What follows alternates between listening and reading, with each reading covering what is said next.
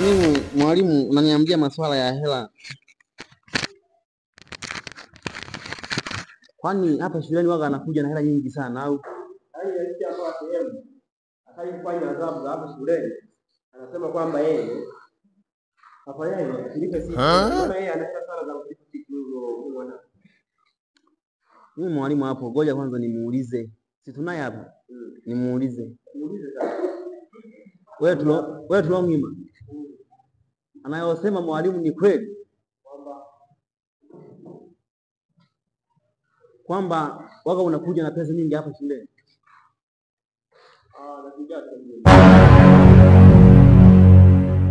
Umezitolea wapi hizo pesa?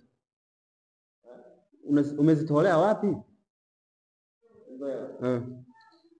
Biashara. Biashara gani wewe kila siku unakuja shule? Una biashara gani? Kuja shule na tenga muda wa kufanya biashara. Lakini mimi sasa mwalimu, huyu mtoto wangu, yaani kila siku asubuhi anaoga anakuja shule. Tena leo nashangaa anapata na muda wa biashara. Yaani hela anazokuja hapa kiasi kwamba yani hata walimu. Yaani tunashindwa tufanyeje? Ndio maana nikaamua kabisa mimi kikao.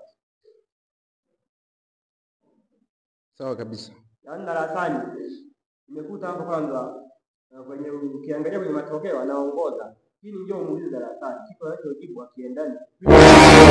Organism which consists one cell is called Kiporo. Kwa hiyo hapo inatuletea kitu gani hapo?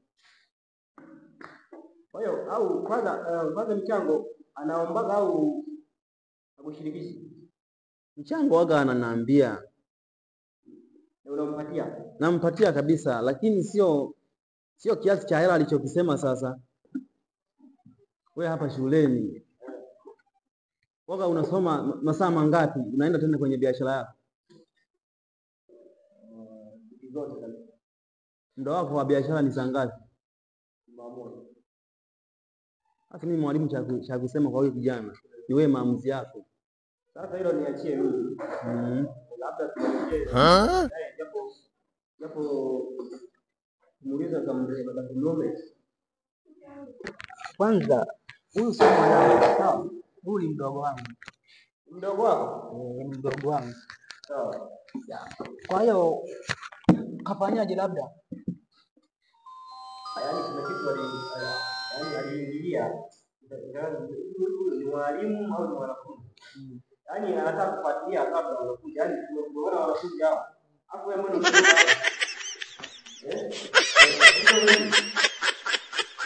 wanafunzi kama hawa. Anakaa kufanyaje? Kuwatetea. Sasa ninajiuliza hivi huyu kwa nini anawatetea hawa? Au kuna uhusiano gani? Sasa leo atatueleza. Alikuwa anamaanisha. Nataka niulize. Wewe Tina, hebu njoo hapa niulize kitu. Nimesikia mwalimu analalamika vipi?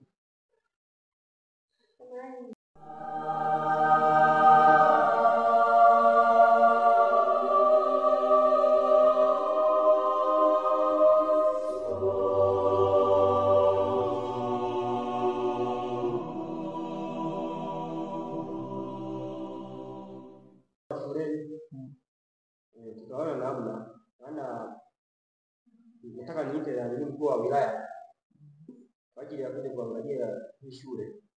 Nikuja kunadili kuweka uongozi yani kanisani unaofaa kuendesha wanafunzi. Sasa mimi wazazi naomba niwashukuruni sana kwa kuniunga mkono. Na tuendelee kushirikiana kama huu kwa ajili ya kujenga taifa.